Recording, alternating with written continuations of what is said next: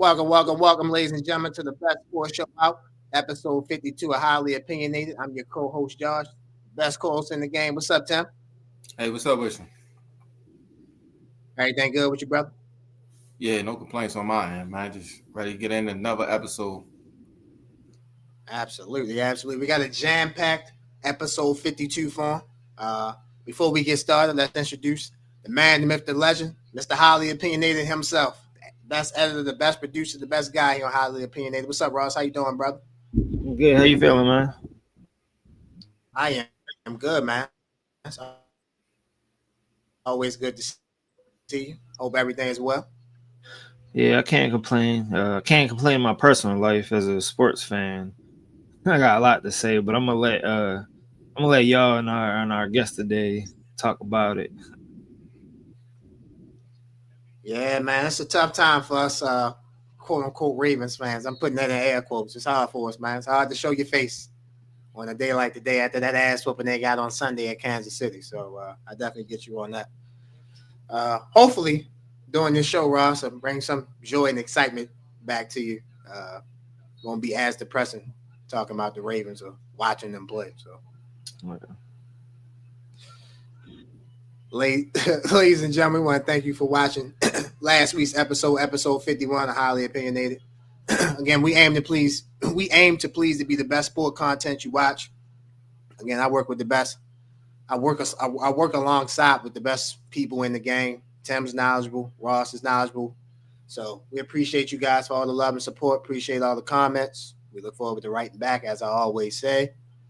Uh, Again, we're just thankful for all the love and support, and we look forward to, if you guys disagree with us, you guys coming on the show, and we can speak on how you feel. And we go at it from there. Tim, before we get episode 52 started, Ross, let them know where they can follow us at on our social medias. Yes, sir. Y'all can follow us on Instagram at highly opinionated __. Follow us on TikTok at highly opinionated _SS. Follow us on X or Twitter at highly O_SS. And of course, y'all already on YouTube, so make sure you like, subscribe, leave a comment. We'll be sure to comment back.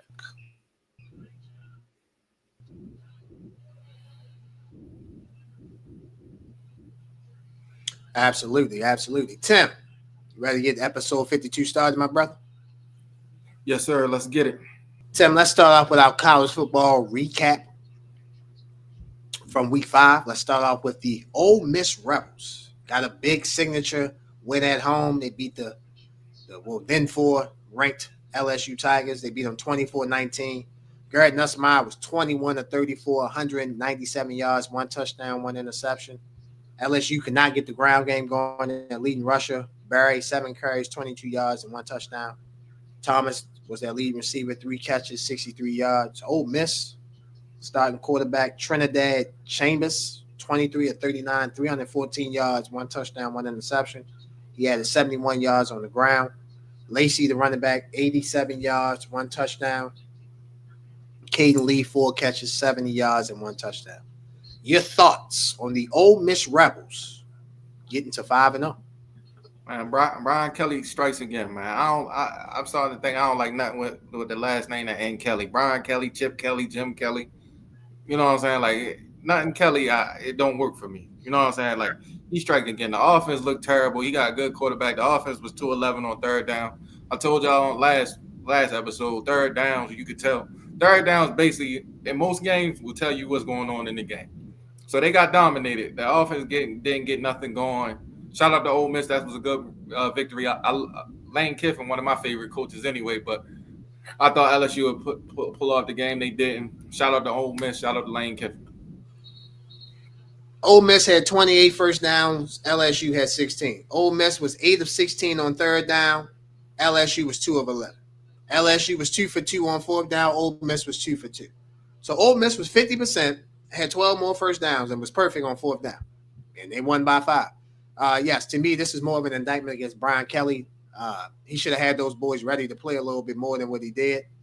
For me, I didn't think LSU came out with the proper fight and proper fortitude that they needed to come out to beat Ole Miss. You can say they started off strong 7-3, but the second quarter, It was 14-0. So to me, that was really the separator of the game. It was 17-7, and at that point, Ole Miss couldn't, couldn't catch back. I mean, LSU could not catch back up. So Brian Kelly, and I'm putting some of this on Garrett Nussmeier too. Garrett Nussmeier was a presumed number one, top 5, top 10 pick in the draft. I didn't see that Saturday afternoon watching him play. He was serviceable, he was good, but he wasn't what a top 5, top 10 pick in the NFL draft should be. So big win, like you said, for your boy Lane Train down there at Ole Miss, 24-19, and now Ole Miss is 5-0. Next game we're going to go over is the Oregon Ducks and the Penn State Nittany Lions. Oregon won, I can't even say a classic, but they won a good game in double overtime, 30-24. Your thought process on this game when you think about Oregon, when you think about Penn State? This might shock y'all, man. Watching that game, Oregon the best team in the country. Like, from watching that game, I came up with the conclusion Oregon the best team in the country. Defense is really good, fast, physical. They got 2 pass rushers, got a good corners. Offensively, man, Dante Moore, that boy's special, especially some of the throws he made on the run in this game. Like, he had 3 amazing throws on the road that I thought was really next level. He can run the ball. Sadiq, the tight end, big kid, big catch radius, catch the ball, number 18. Hill Jr., the running back, he was physical. They out physical Penn State for majority of that game. Like, that game got close late, but for majority of the game, like, Oregon was the more physical team. And the Corian Moore, the freshman wide receiver, that boy going to be special. Like, I don't know if many people are talking about him yet, but he going to be special. Like, he a little bit flashes, look real fast, catch the ball, good hands. That's going to be special. Buy stock. I'm telling y'all now, buy stock in Oregon. Oregon legit. Corian Moore, he had 89 yards. Receiving 7 catches, 89 yards. Ryan Jr., 6 catches, 55 yards, and a touchdown for Oregon. Dante Moore added 35 yards on the ground. Hill Jr., the running back, 82 yards. Dante Moore, 29 out of 39, 243 yards, 3 touchdowns, no interceptions. Drew Allen, 14 of 25, 137 yards, 2 touchdowns, 1 interception. Katron Allen, Nicholas Singleton combined had 23 carries for 75 yards and 1 touchdown. And their best receiver, Devontae Ross, 4 catches, 48 yards, and 2 touchdowns. This game was, like I said, 30-20, 30-24, 2 overtimes. We can talk about Drew Allen. We can talk about Nick Singleton. We can talk about LeVar Arrington, Michael Parsons. We can talk about all the Penn State people that you want to. The running back, Carter. He used to play for in the 90s. What's his name? I forgot his name. Oh, yeah, Carter. I forgot his name. We used to wear number 33. We can talk about all that. Really don't matter. Penn State is I've changed that name. They are no longer Penn State. They are State Penn. Until they hire a real coach, they are State Penn. I don't want to hear nothing about Penn State. I'm good. They sold me a bill of goods on the whiteout. Oh, yeah, the whiteout was going to do this. Bro, do you understand the score was 3-3 in the third quarter? Like, it was a defensive game, and that's fine. James Franklin, you're at home. Why did you not have your team ready to play? That makes no sense. This is literally the biggest game of the season. You're at home. We're not asking you to win a game on the road because we know you can't do that. But we're asking you to win a game at home. Sir, James Franklin is 4 for 21. Straight up. Win-loss record against top 10 teams. He's 1-11 at home. So State Penn. You're not Penn State to me. You're State Penn. You will get your name back to being Penn State when you hire a real coach. Anytime Penn State is playing in a game that against another good team, I'm out. They can play God. They can play Jesus. They can play Calvin Hall. I'm out. When I know what's going to happen. Disappointment. Situations. Penn State, if you're really trying to win, you can fire the defensive coordinator, the offensive coordinator, the special teams coach. Hell, you can go in the man house and tell him he need to get rid of his girlfriend and marry another one to make her his wife. That's fine. Until you get rid of James Franklin, you will always be State Penn to me. You can't lose this game at home. I don't care how good Dante Moore looked. And Dante Moore definitely, I agree with you. Oregon looked like the best team in the country. They had to win on the road. 1-11 at home against top 10 teams. James Franklin, Question for you. Do you think, like, I don't think, like, like, don't get me wrong, that record sounds terrible, but like, I don't think them teams be that good. Like, you know what I'm saying? Like the teams that he lose to, like, they not good. Like, cause but he don't get like that. Not my fault, but they don't get like the quarterback to put them apart with them other teams. Like Drew Allen's average, bro. Like he not winning. You know what I'm saying? Like they don't really get the. I feel like they recruit the wrong. They not getting that top quarterback. Like I feel like they're a quarterback away from really being Penn State. You feel me? Like I feel like, I mean, you can blame that on the coach per se because they recruit, but it's like they don't get that guy at quarterback. Yo, I feel like that really be the only position that let them down every year. Yeah, but to me, I blame that on him. You go out here and you recruit the guy. Like that's what I'm saying. But I'm saying like the people. Like not to cut you off, but let me say this: like they play scared in big games. They play timid. They did that with Saquon. I get it. They had Trace McSorley. I get that he wasn't he was a serviceable college quarterback. They play scared. They play scared with Saquon. Again, they don't have the best quarterbacks. I get that, but bro, like you can't find a way to win a game at home. Sorry, let me hit you with this. Go ahead. His one win, right? His one win at home was against Shea Patterson in Michigan.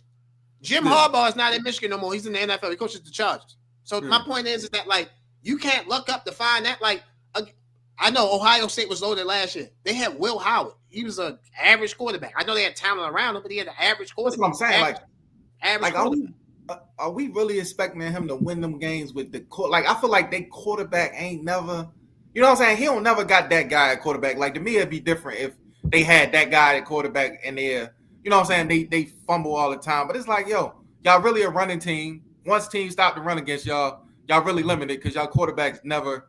Like y'all, when the last Penn State quarterback that got drafted high? You feel me? It's like Christian Hackenberg got drafted in the second round. He obviously wasn't the best quarterback because he got drafted in the second round. You got one. Yeah, but I'm just saying like that's my thing. Like I'm not, you know what I'm saying? I'm not knocking the Franklin need to leave take, but I'm just saying like, yo, he ain't got no that quarterback play. Yo, that's the most important position on the field.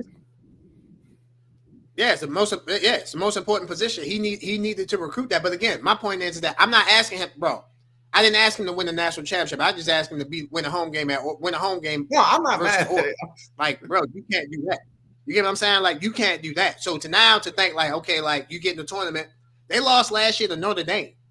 Like, you can't beat Notre Dame. You couldn't get to the conference. You could final game to play Ohio State. Yo, like now I feel you. Like I get it. I just the quarterback. Yo, like to me, like say you bring somebody else in, is he going to get the top quarterbacks? Because I think he's going to be in the same boat. Like you got to get guys at quarterback. I think you can get a better coach in there that can get better offensive talent in there. That can rival the defensive talent. You keep the same defensive staff if you want to. You get an offensive coach in there. Yeah, I think that they could get the right. Like I'll give you an example. This will never happen. Lincoln Riley's not going to leave USC to go to Penn State, but he would be the perfect person. They got a defense. Keep the same defense. Just let them come and work on the offense.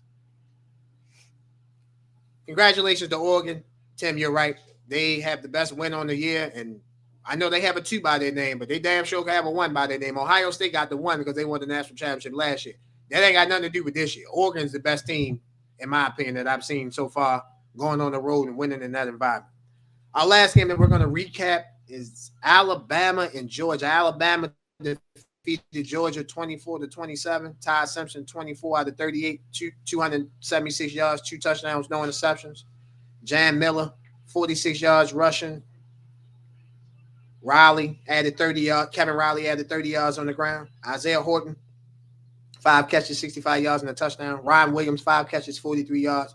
He had a big drop in the game. He could have really set the game open even earlier than what he did. Georgia, Gunnar Stockton, 13-20, 130 yards, 1 touchdown, no turnovers. Chauncey Bowens, 12 carries, 119 yards, and 1 touchdown. And their lead receiver, Kobe Young, 4 catches, 59 yards, and 1 touchdown. I'll start us off since you started us off on the previous 2 games. Alabama just has Georgia's number. And I watched this game. I had both games on, Oregon, Penn State, Alabama, Georgia, so watching both at the same time. Alabama got up early 7-0 and basically that start propelled them to a win. 7-0 in the first quarter, 17-0, 17-14 in the second quarter. Georgia won the third quarter 7-0, and then it was a shutout in the fourth quarter, 0-0. So for me, I just think Alabama, no matter who the coach is, whether it's Nick Saban, Kalen DeBoer, etc., I just think that Georgia, I won't say shrink, but when they see Alabama on the other side, they're like, okay, they understand what that represents. They understand who that is. So, congratulations to Kalen DeBoer. I think that's his first big signature win. I thought Alabama was going to go on the road and get this win. And also, let me tell you who this benefits. We'll get to them in our picks when we pick the game. But it benefits Florida State because Florida State lost to Virginia on Friday night. And if Florida State can beat Miami this week coming up, which I'm kind of surprised College game day is not going there, but that's another subject for another day. If Florida State can win that game, this win with beating Alabama looks good with this feather in the cap because Alabama beat Georgia. So congratulations to Alabama. Congratulations to Todd Simpson. Congratulations to Caleb DeBoer on getting a big signature win. Yeah, man, watching this game, man, I've been telling y'all for years, man, SEC ain't the same, man. Bama couldn't stop the run. I know everybody going to tell y'all Bama back. Bama ain't back. Bama couldn't stop the run and say they versus Georgia. They was getting ran up and down the field, man. They not back. The game changed. It was 21-24. Kirby Smart, 4th and 1. They go. I don't know why they went up tempo on such a big play. If I'm gonna go for it, I don't know why we going up tempo. 4th and 1 in the red zone at the 5. They run a zone read. Yeah, they went up tempo. They went up tempo to get them offside. Yeah, but it's dumb because if you don't get them to jump off sides, call a timeout because we want this play. Like this is the game deciding play, essentially. So you know what I'm saying? So it's like, right. All right, they didn't jump off sides. So I need my best play call. Like, and the zone read play wasn't a bad call. Stockton should have pulled it because the DN crashed, so he should have pulled it and he'd have got the first down. But that's when the game changed. But I feel good, like you said, good win for DeBoer. But listen to this. Like, what's the name? Bama was 13-19 on third down. Like, you're not gonna win the game. Like, you on the field too long. 13-19 is ridiculous. I mean, like you barely getting, you know what I'm saying? You barely getting a stop. Like once every 3 possessions, you probably get a stop. And Georgia was 2-8. So like they was on the field too long. And offensively, Stockton 130, that ain't gonna beat nobody. But shout out to Alabama, man. Not nobody of relevance. Yeah, that's what I mean. Yeah, you know what I mean. Like he ain't gonna beat no high ranked teams in that conference throwing for 130. Like that ain't gonna get it done at all. So, but shout out to Alabama. It was a big win for Kalen DeBoer, but I don't think both of them teams they worry me. I don't think it's gonna be deep runs for neither of them if they both get in the college football playoff. Yeah, it's all depends about matchups, who you play, when you play them, and how you play them, what you got. But no, I will give you seeing Georgia being able to run the ball the way they did. They ran the ball for 227 yards. So it wasn't like Georgia it wasn't like Alabama was stopping the run. So I definitely give you that. But I do think I want to say Alabama's back. Like I don't think they left. They didn't make the playoff last year. That's fine. But I did before the season started have them making the playoffs. So I obviously haven't seen anything that changed my mind on that. But yeah, in order for them to get to that ultimate destination, you're 100% right. They're gonna have to fix up their run defense and fix up their rushing offense as well. But they did get Jam Miller back, their leading rusher from last year, so I think that will improve their run game as well. Tim, let's move on to Week 6. Time to preview these games for college football Week 6. Let's start off with the aforementioned number 16 Vanderbilt Commodores travel to number 10 Alabama. This game is Saturday at 3:30 on ABC. Chris Fowler, Kurt Herbstreit, Holly Rowe. They'll be on the call. College Game Day will be live in Tuscaloosa. Yeah. Tim, who wins? Vanderbilt or Alabama? Y'all know I always like to give y'all 2 questions to get y'all thinking, man. So this game going to come down to who controls the line of scrimmage. And then everybody think Bama back, right? I don't personally think they back, but they do beat Vanderbilt. I think they passing game is lacking with Pavia. I think they're a physical team. They show heart, but it's not going to be enough to win in Tuscaloosa. So give me Alabama. Alabama's favored by 10.5. The over-under is 56.5. Ladies and gentlemen, a couple weeks ago, I picked Vanderbilt to go on the road and beat South Carolina. People looked at me and said I was crazy. I'm not picking them to beat Alabama. I definitely like Alabama. Get your roll on, baby. But I do think Vanderbilt will make this a game. I like Diego Pavia. I think that these guys from the win that they had last year at home against Alabama gives them the confidence that they can play with Alabama, whatever field that they're on. And I think Alabama pulls it out. So give me Alabama as well. Next game that we're going to go over is a marquee matchup in the Big 12. The number 11 Texas Tech Red Raiders travel to Houston, take on the 4-0 Houston Cougars. Texas Tech is favored by 10.5. The over-under is 50. A couple weeks ago, Tim, we had Texas Tech at Utah as one of our notable games in the graphic for college football, and I told you guys that Texas Tech would beat Utah. I'm in love with this Texas Tech team. I picked them to make the college football playoff before the season started. I've seen nothing to change my mind. They spent a lot of money on that roster, almost close to $22 million from numbers that I've seen and read up on.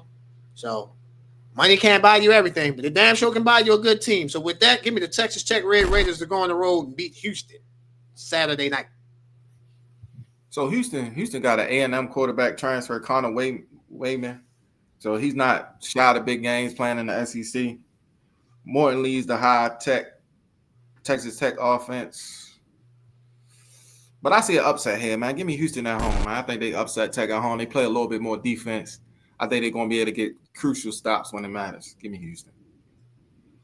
I think it'll be a close game, but I think you'll see Texas Tech, bro. They play defense too.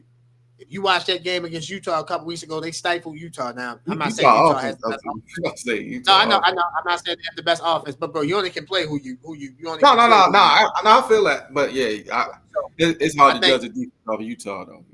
No, I give you that. But Connor Wegman, one thing about him, he's not the most mobile guy. You feel me? So if you can get pressure on him, and I think Texas Tech can get pressure on him, they can definitely affect him and affect how he plays. But not a bad pick at all.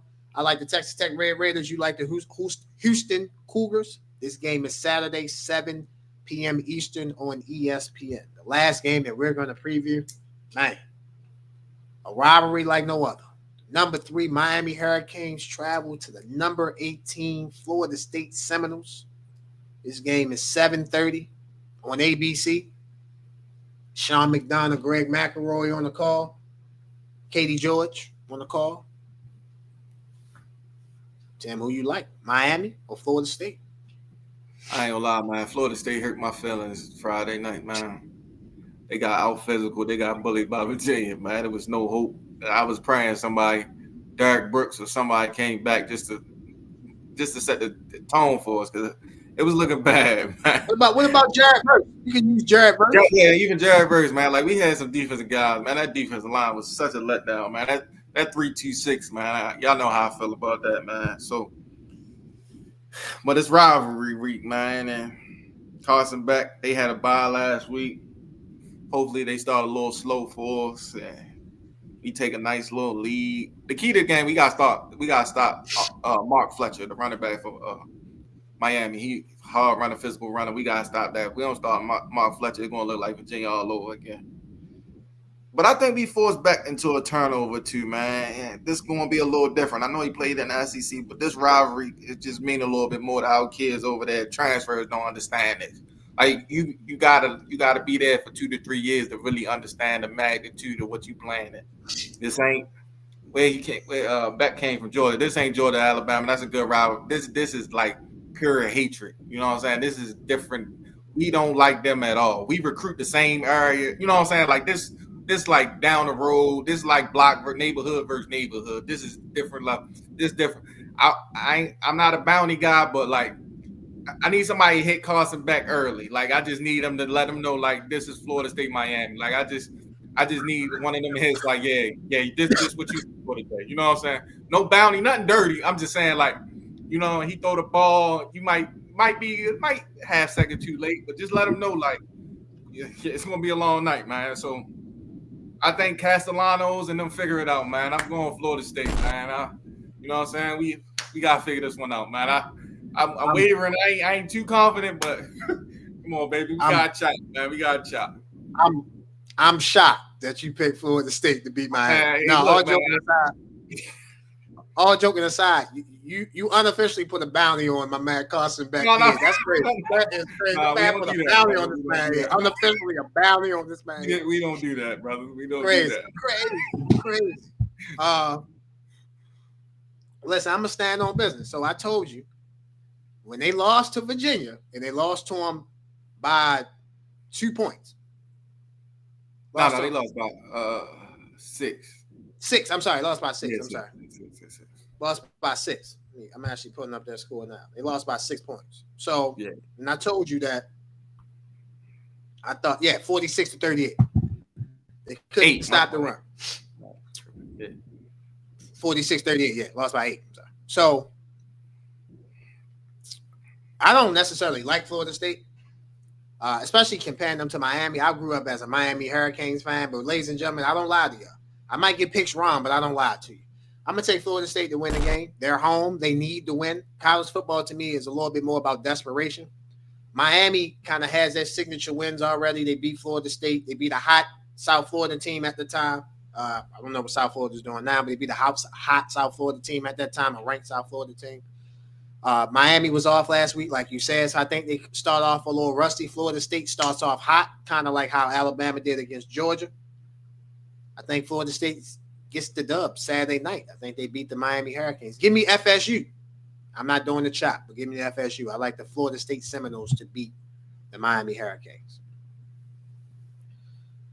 Tim, before we take our first break, let's move on to some notable college football games for week 6. Let's start off with the number 14 Iowa State Cyclones. They travel to Cincinnati Saturday at 12 o'clock. The number 9 Texas Longhorns travel to Florida Saturday at 12 o'clock. Boise State travels to number 21 Notre Dame Saturday at 3:30.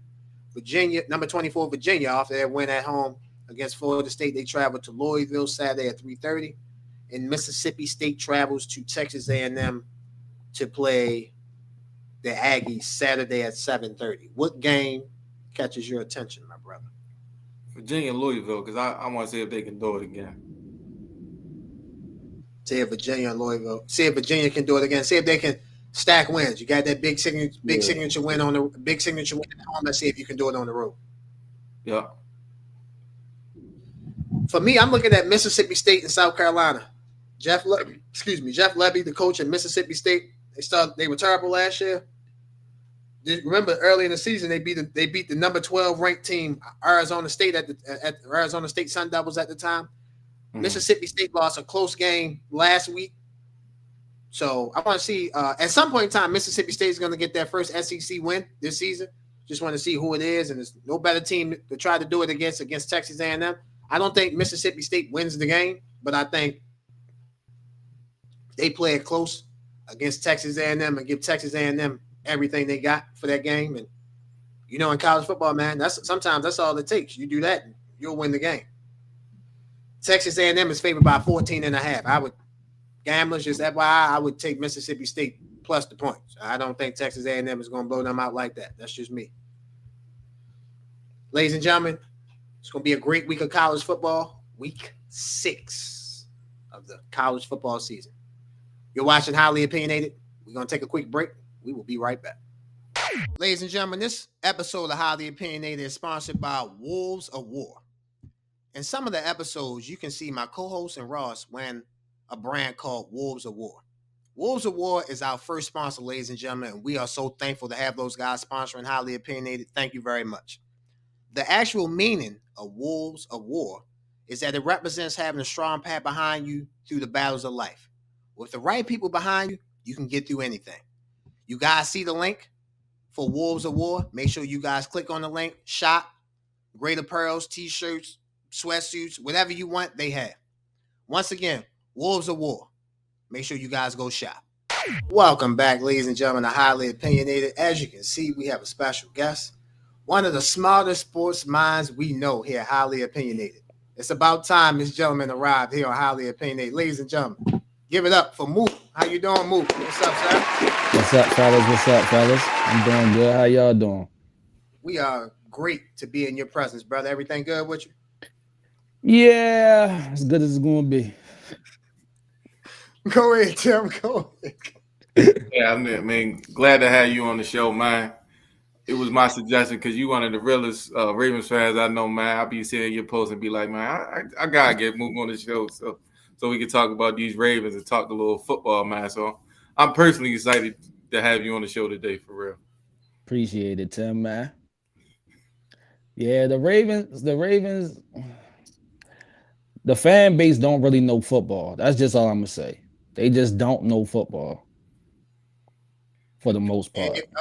If you don't mind me, I usually start a different way, but I'm gonna start this way. Enlighten me on how they don't know the game of football. Enlighten us on how they don't know. Because they blame everybody but the person they give the praise to when they win.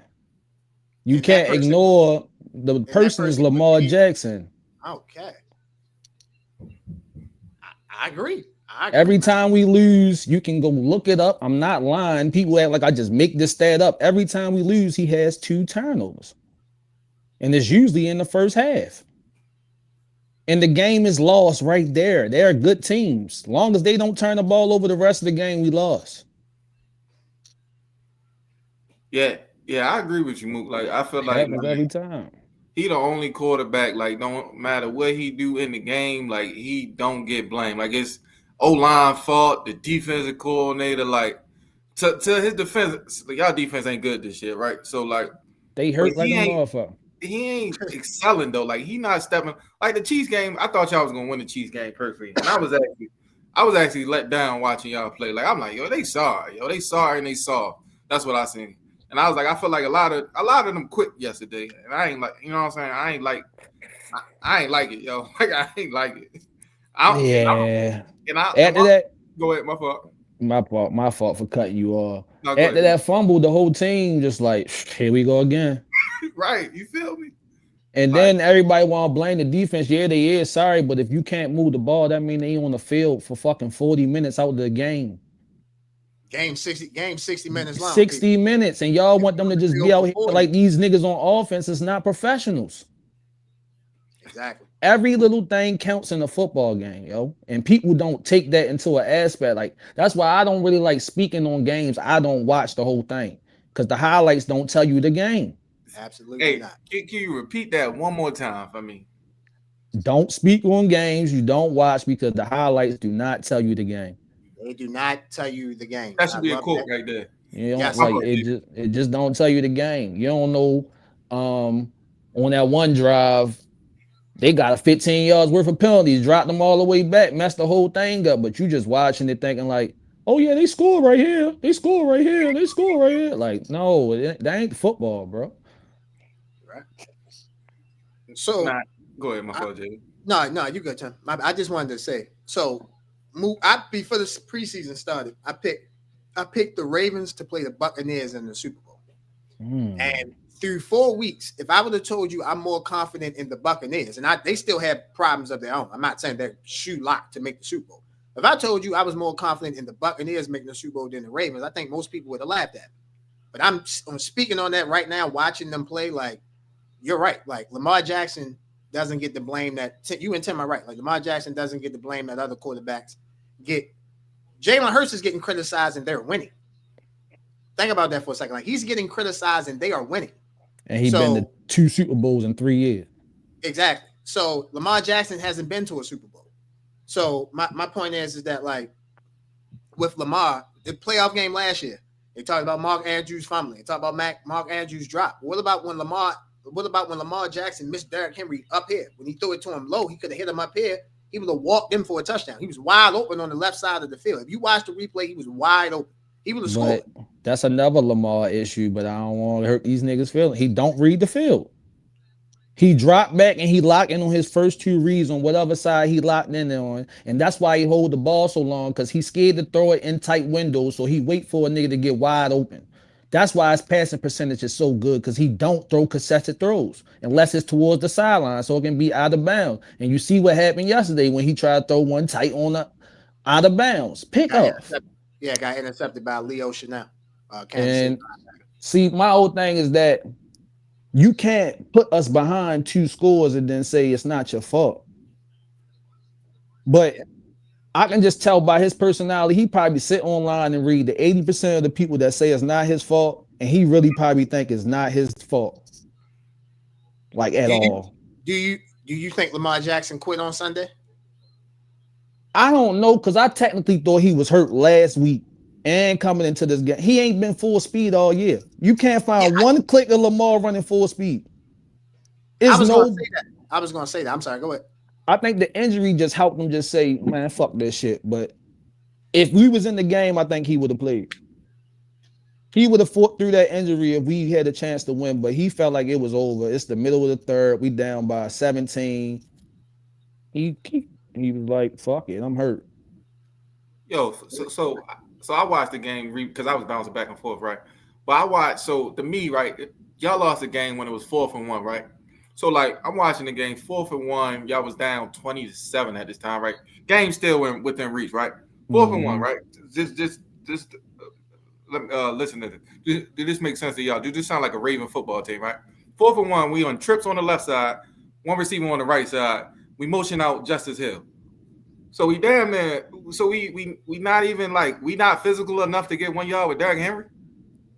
Like we going trips to one side. DeAndre Hopkins on. You know what I'm saying? Like what? Mind you, the guy on the trip side, I think it was damn, I forgot the shorty name. He was open on the stop route, but Lamar, you got to read right to left. So he ain't like you said. He saw right wasn't Whatever open. side he picked before that play start, that's where he locking at. He saw right wasn't open, drop back 20 yards and throw it out of bounds. But it's like, yo, 4th and 1, the Ravens are in trips. But you forgetting it was 3rd and 1 too. Yeah. And they put Justice Hill in the game. Why are you putting your smaller running back in the game? I don't get it. Like Derrick Henry could literally fall forward for a yard. Man, what? Absolutely. And the thing is, y'all tendencies, like we know the tendencies. As soon as Derrick Henry come out the game, it's not y'all not running the ball. It's like, play action, bro. Yeah, like they don't hand the ball over to Justin Hills. Like, you know what I'm saying? So like, as soon as he go out the game, okay, we pass rushers open our ears. We rushing. We know they ain't handing the ball off. So I don't get what they doing over there, like on either side of the ball no more. They selling, bro. I don't know what they doing because even with the defense, like your defense hurt. Why you keep sending 4 and you know they can't get nowhere? You gotta literally send 6 every play and hope these niggas can man up. That's it. Man. It ain't nothing else to think about. You getting 0 pressure. Send everybody. That's what Spag was doing to us yesterday because they know Lamar panics under blitz. That's all it take to beat him. Blitz him every play. Right. And if he behind, he gonna try to make a play, and that's when you gonna start kicking his ass. That's how you beat Lamar. Make him mess up early and get up on the scoreboard, and that's when he gonna start panicking. You do it every year. I got a question for you, right? I was telling somebody I don't like Lamar body language or nothing when something go wrong. Hey, my status just said that on Facebook, right? Yeah. And somebody said, did you hear him say that? I said, bro, it's your body language. You sitting by yourself. You acting like it's everybody else's fault. Like you didn't just fumble the ball. Yeah, like pouting. Yeah, slamming the ball. Like every time something don't go right, we know it don't go right because we gonna watch Lamar. Just watch Lamar how you react. Slamming the ball, all that other stuff. Like that ain't, you know what I'm saying? Like that don't, like as somebody on the team watching him, you like, dang, you know what I'm saying? Like what's wrong with Shorty? Like, you know what I'm saying? Like that don't build the team morale and none of that. That's not a leader for real. Exactly. I'm glad you said it. I didn't want to say it because they think you're not a leader. They think I hate the Ravens. I don't know why. I just like you said. When you state the truth about them, the fans, they be telling me I'm not a fan. Like y'all wasn't even watching when we had Tony Banks, Kyle Bowler. Right. Like y'all don't know what I've been through my whole life, nigga. And y'all just became fans because of Lamar Jackson. Right. Just Lamar Jackson's fan. That's why I feel like he got his own fan base. Like you got Lamar Jackson fans and then you got Ravens fans. It's two different things. I think the Jackson fans outweigh the Ravens fans nowadays. I agree. Because if you just on the way to the game on a light rail or something, everybody talking about they think Flacco was better or whatever. Like it's just the people on the internet and everybody who want to be social famous, but it's just I don't think they respect the coach no more. I don't think Lamar feel like he can win with these coaches, but at the same time, you year 8, you 2-time MVP. If you don't like what's being called, change that shit. Ain't it, yo? Y'all both gonna get credit. Just win the game. Right, you know what I'm saying? Figure it out. Just figure it out. It ain't that hard. It is hard. I ain't gonna say it ain't that hard. Yeah, no. As the NFL, Yes, it ain't that hard, but when you literally the best athlete on the floor, only thing you got to do is not make no mistakes. That's it. That's it. That's it. Just play a clean game and nobody can beat you. Nah, for real. If you being yourself and play clean, you cannot lose. Nah, I agree 1,000% with that. Cause it's like with y'all, like it'd be like the intangibles. Like, you know what I'm saying? Like even when he dropped back, like he dropped back too deep. Like he don't step up in the pocket, he keep going backwards. You know what I'm saying? Like it's little stuff. People don't notice that, but they gonna say, oh, you just don't like him. Like, nah, yo, it's little stuff like that. That's the difference between a sack of 3 yards and a sack of 10. Because the way you drop back. Hey, and peep this though. We gonna blame the O-line every play when you say, just like I say, he hold the ball too long, right? All right. And then also you gonna ignore the fact that Joe Burrow literally was in the Super Bowl with the worst offensive line in the league because he knew to throw that ball within 3 to 5 seconds. Yeah, get the ball. Get that ball out your hand, my guy. And there be people open right in front of him, but he be chasing the big play when he losing, so he will ignore Mark Andrews 3 yards and try to throw it 15 yards deep down the field. It's like, bro, you could have ran for all that. You know what I'm saying? Like I don't get like you said. I think he do I think he do listen to the so-called experts too. Like because I think he try to become too pockety in them games as well. Like, hey yo, what got us here, yo? Like, yo. I'm trying to win, y'all. I don't care if they don't think you can throw at the pocket your whole career, bro. I'm one of them guys that say, I don't care if he got to run for 300 yards and 0 passing yards. Win the game, bro. I'm trying to win, bro. I'm trying to win. I don't care about none of that. Nah. Yeah, it's tough. Lamar, I definitely agree with you on like Lamar. He paid attention to the critics too much. And Tim, you hit the nail on the coffin. Like, bro, like you have electric legs. Now I do think something is wrong with his legs. Mook, like you said early in the season, like because like Lamar used to hit a dash and he'd be out of there. This year is like he like tiptoe to the dash. And he's scared to cut. Yeah, and like, that first move ain't explosive right now. Like it ain't been explosive. He just hoping you go for it. Like so, like what I'm saying this year is that people that usually people that are catching him this season, they would never catch him. In years past, they would never catch him. So something I think is wrong with something ain't right with that for him. But I don't really give players excuses. Like if you out here, we see the name, we see the name in the back of the jersey. So we're gonna expect Jackson 8. We're gonna expect to see the best Jackson 8 that we're supposed to see. And like you said, in big games, for whatever reason, the Ravens and him, they just can't get it going. They just struggle to find a way to either close out a big game or win a big game. Let me ask you this. What's the last big game the Ravens won? You probably would say the Texans. Did they play the Texans last year to get to the first round? Who they played in the first round? No, they played the Steelers. I'm sorry. They played the Steelers in the wild card round. Then they played the Bills in the second round and lost in the divisional. So, like AFC Championship a year before that. Yeah, the year before that. Okay. At home that was 2 seasons ago. So, yeah. But if we're gonna be honest, the last big game was in New Orleans when the Ravens played who we played in the Super Bowl, the 49ers. That's the last big game. Yeah, Lamar wasn't around for that. He wasn't around for that. That's why I was tripping off Kyle talking about we spoiled. Spoiled for what? So let me ask you. So you brought that up.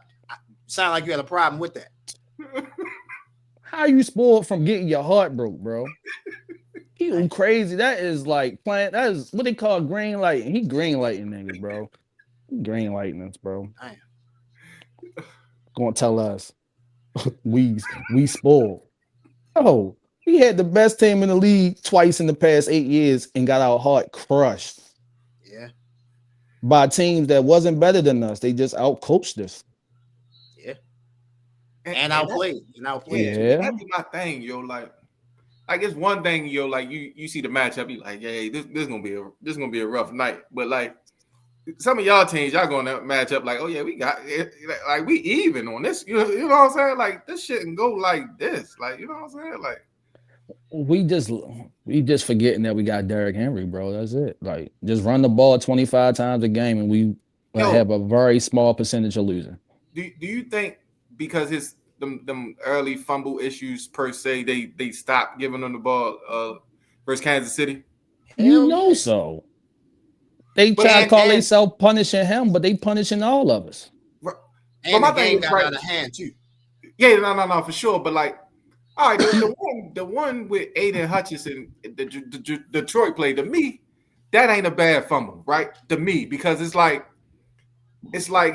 that boy he got off the ground, got up, you know what I'm saying, ran by something and punched it from behind. That's a good play, yo. The defense get played. Them other two, all right, I'm with y'all. Yeah, Bad but Tim, you was time. a running back. You hitting that hole. What you supposed to do? No, I agree, Tell the but truth. You was a but running but back. think about it. But and that's why I told you I'm not the biggest fan of Derrick Henry, right? Derrick Henry never lowers his shoulder, right? No. Because I think he'd be a crazy, like y'all think he good now. I think he'd be crazy if he knew how to lower his shoulder, lower his pad level.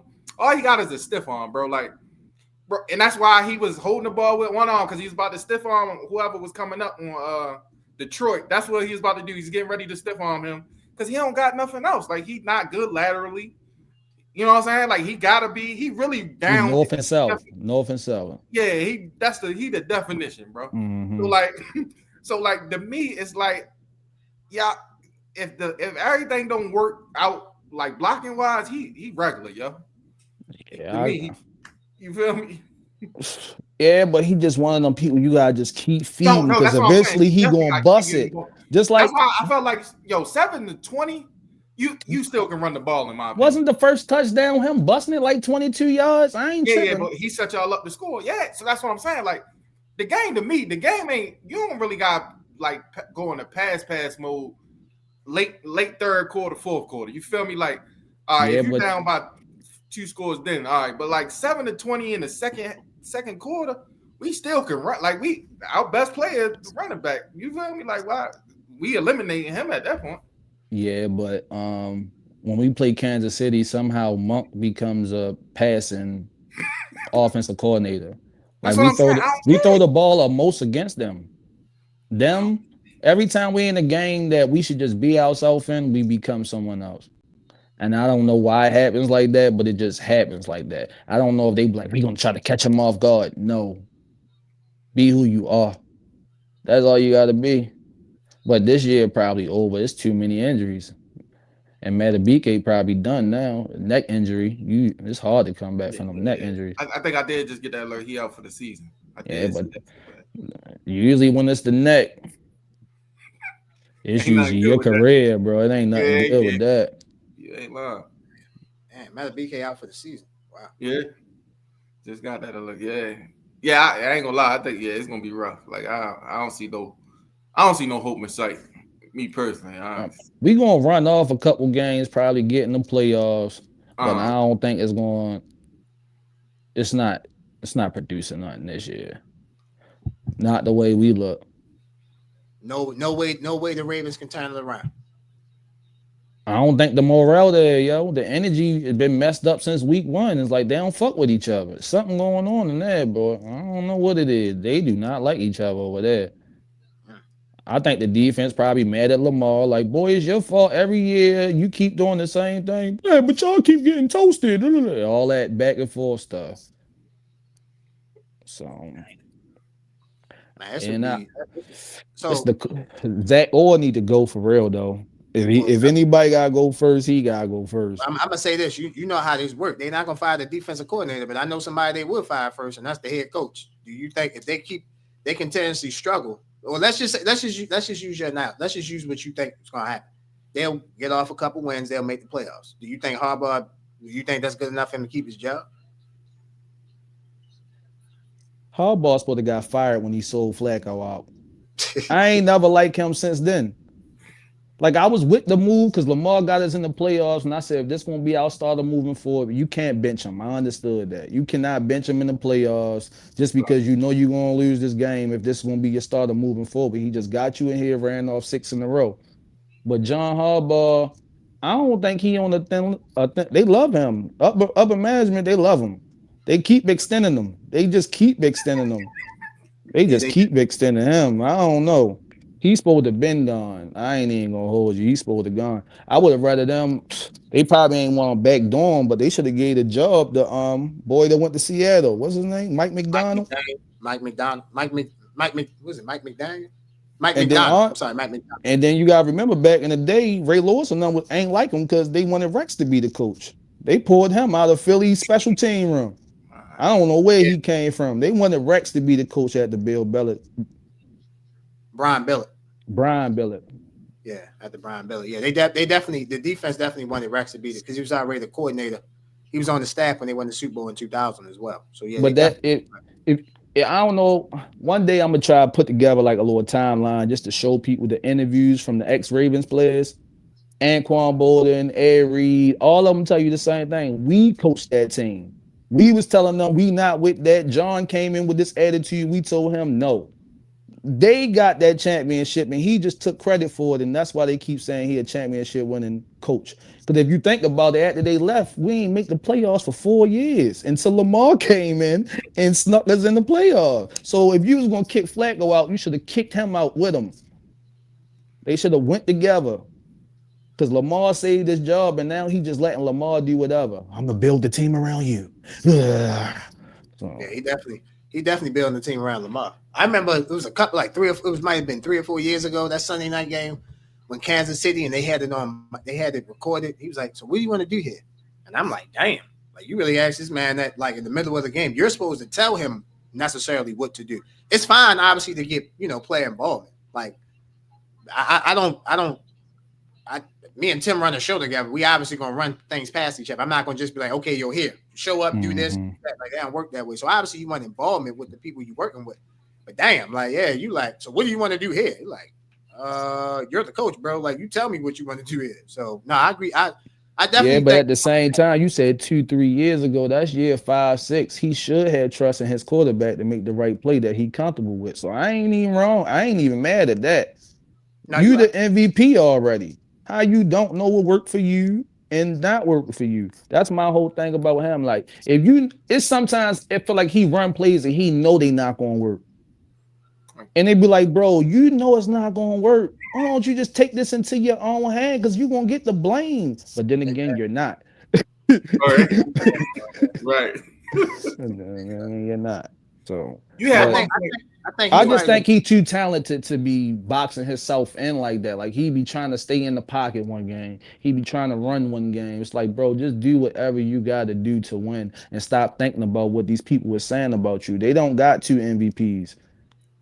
They not the starting quarterback of the Baltimore Ravens. You keep on trying to prove people wrong that don't mean shit. Like, and I don't hate the nigga. I just be in his ass and speak the obvious. But people take that as, oh, you hate Lamar. No, you just ignoring what he do wrong. It's a difference. Because Nah, every time y'all call Flacco all types of trash, and that man won a playoff game every year until the 5th year where he won the Super Bowl. And he should have back to back if Lee Evans catch that pass in New England. Yeah, or Billy Condon make the field goal. Yeah, Oh boy. yeah. See, that's what I'm talking about. These Ravens fans don't even remember that. They don't even remember that. The only thing they remember, we Yeah, won you're the right. Super Bowl in 2012. You don't know we could have won 2011, and me and my friends was crying in the backyard, bro. Like, you don't even know. We had 2 chances. Then you talking about the kick. You just brought up all kinds of PTSD. Sorry, God. I'm sorry. I'm Billy not gonna lie. Condon. I'm getting PTSD this year. PTSD this year, picking them to go to the Super Bowl and win it. And they looking as bad as they looking. Like I'm serious. Like it's yeah. Listen. I ain't gonna lie. I'm the optimistic. I'm the optimistic person on on the show today. So I'm gonna ride with them because I picked them. But yeah, it ain't, I'm just gonna be honest with you. It ain't looking good. It ain't I looking think good. we got I picked them too. But I think we got it depends on how we come off this little scared right now. But the way the injuries is on the defense, I think it's too much to patch up.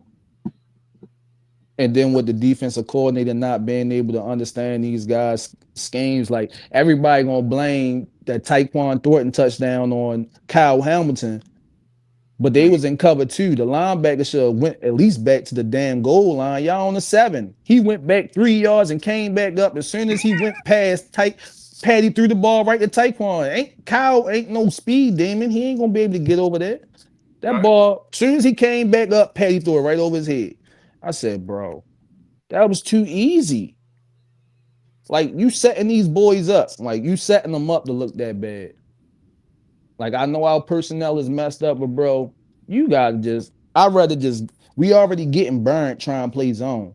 I'd rather you send 6, 7 niggas, and whatever happens, happens. Right. Man up for I three got. seconds. I'm No. gonna say this. So I watched the Buccaneers and the Eagles game at 1 o'clock, and then I was flipping around through the games at 4 o'clock. Like watching the Ravens yesterday, like they definitely quit. Now there's no doubt about how when you want to say they quit in the game, but they definitely quit. Whereas though you watch other teams like the Giants, they played up to the Chargers.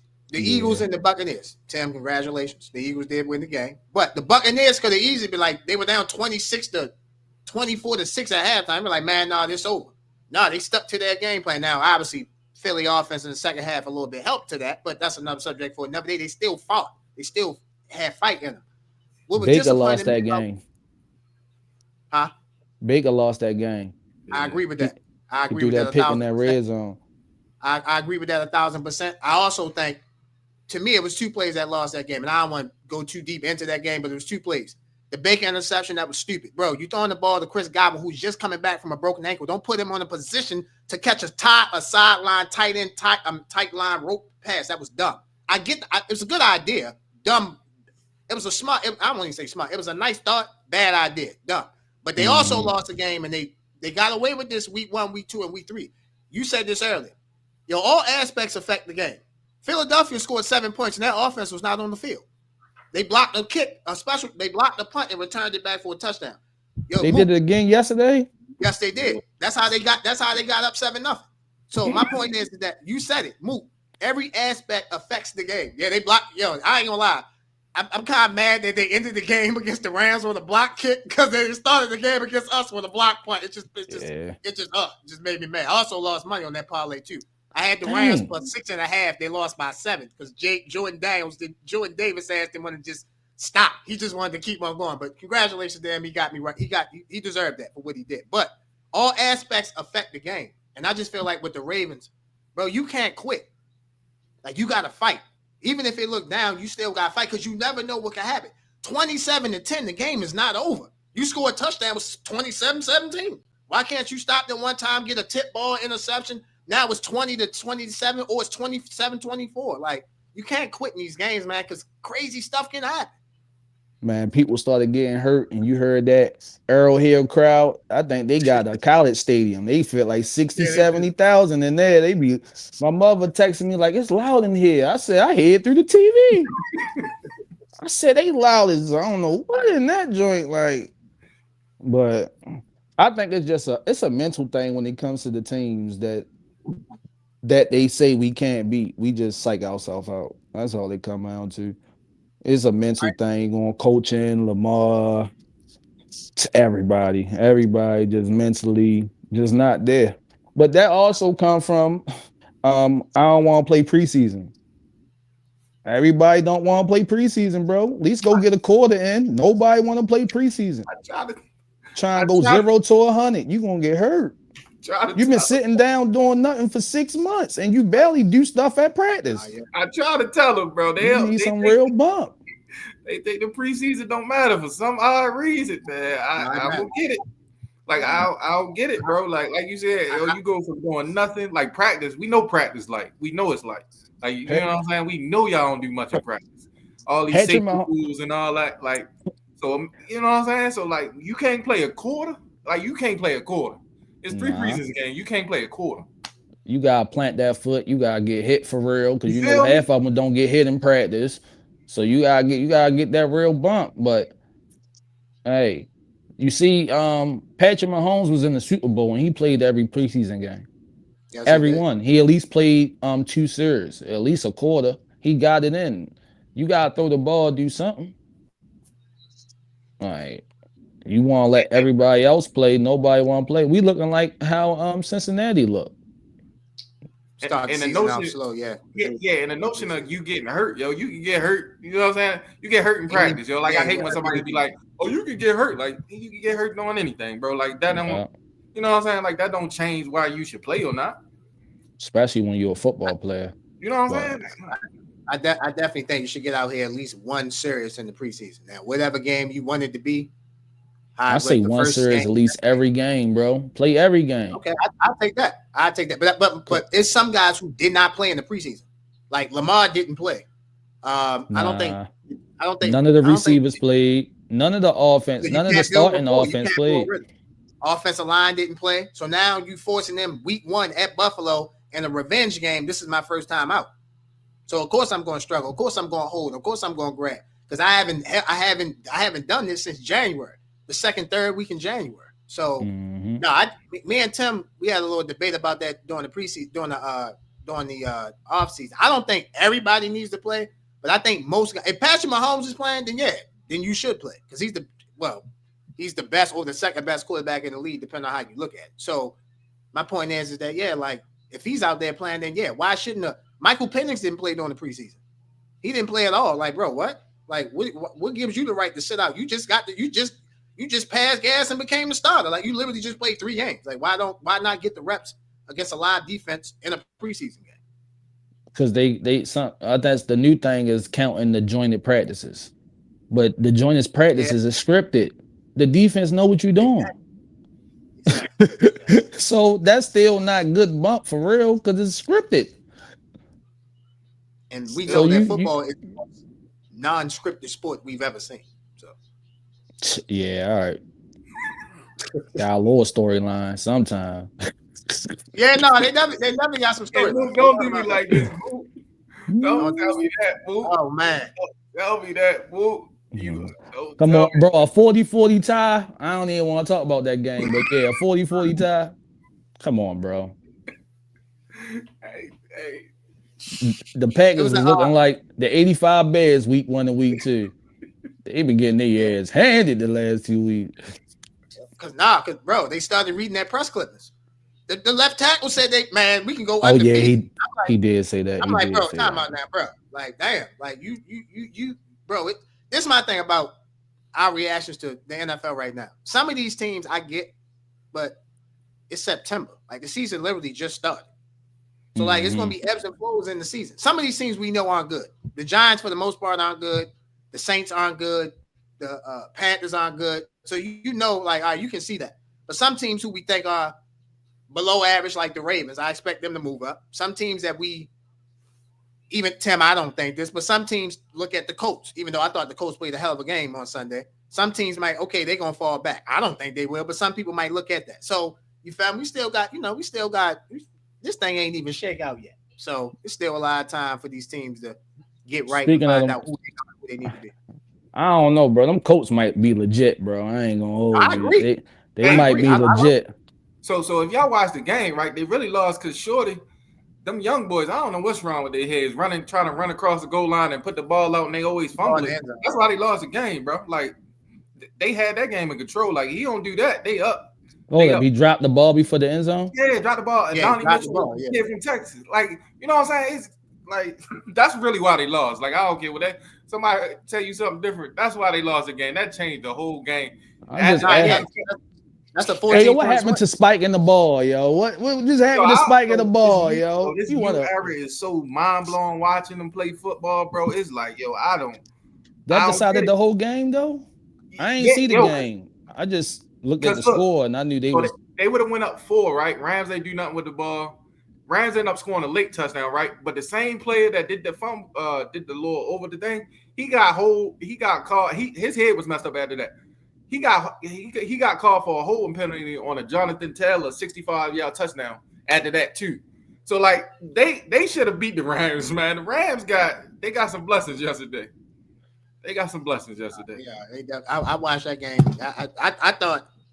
I thought that Jacksonville and the 49ers, that was the best 4:00 window games I saw yesterday. Yeah. Jacksonville and the 49ers and the Rams and the Colts. Yeah, Rams, that was good. That was Colts. Good. I feel like I'm forgetting another game. Was another game at 4:00 that was good yesterday, Tim? Oh, nah, I watched a little bit of the Bears. Well, listen, Yeah.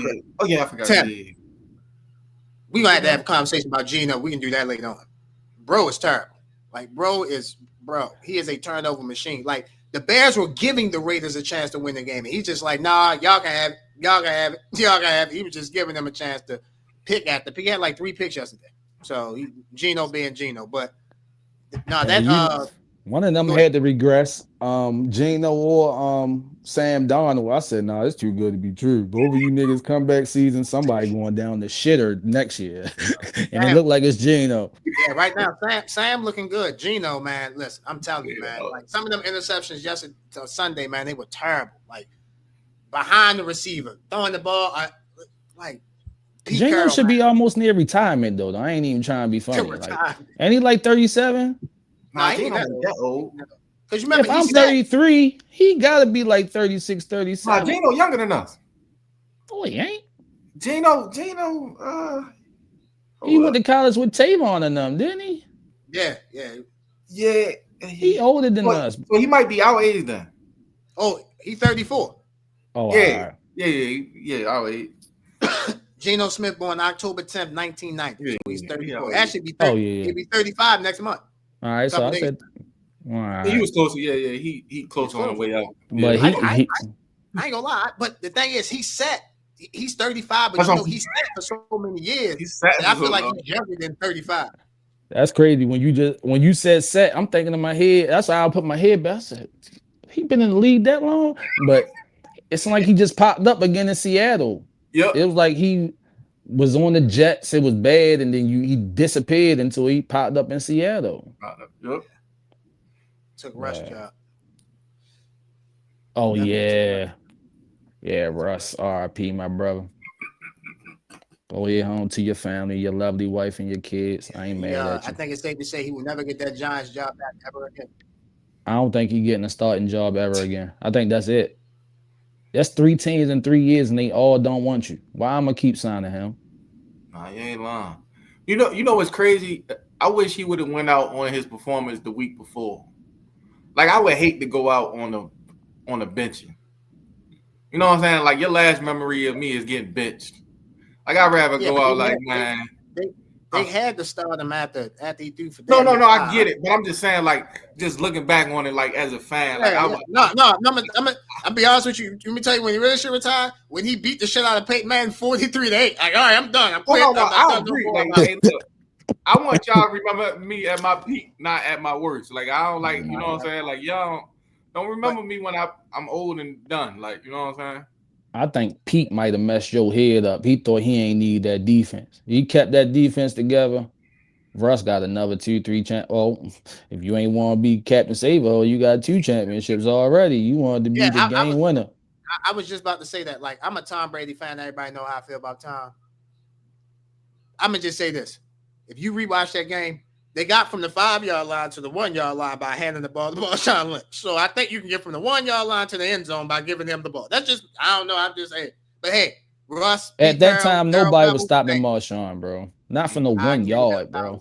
Not 1 yard. And then wasn't the man he do the podcast with? He was the fullback back then, wasn't he? Mike Robb. Yeah. And he would have been all right. Then is that the Jimmy Graham year? No, they had Jimmy Graham came after everybody left, I think. He came over there. They had Doug Baldwin. They had Chris Matthews. They had. What's up, yo? They had another tall receiver because he was trying to throw the ball into a tall receiver, but they got broken up. So. Yeah, they should have just ran. Nah, man. Yeah, Tim. You're 100% right. Russ. I did see that they said Russ was a trade candidate for somebody. I'm like, who gonna trade for Russ? Cincinnati. They were saying Cincinnati or maybe New Orleans, but Spencer Rattler, I guess he ain't doing too bad in the position that team is in.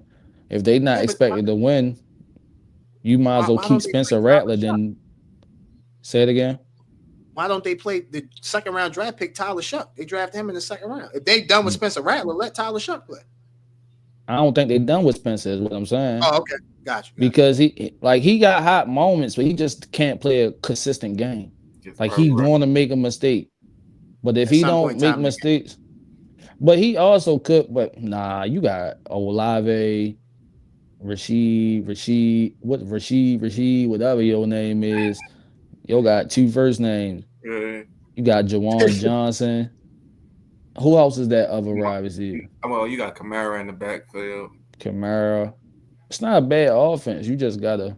Miller, the backup running back. Miller, I like him from TCU. Yeah. Yeah, I like him. I The like him. best I mean, teams the understand Saints make first downs, bro, not touchdowns. The best teams understand first downs, not touchdowns.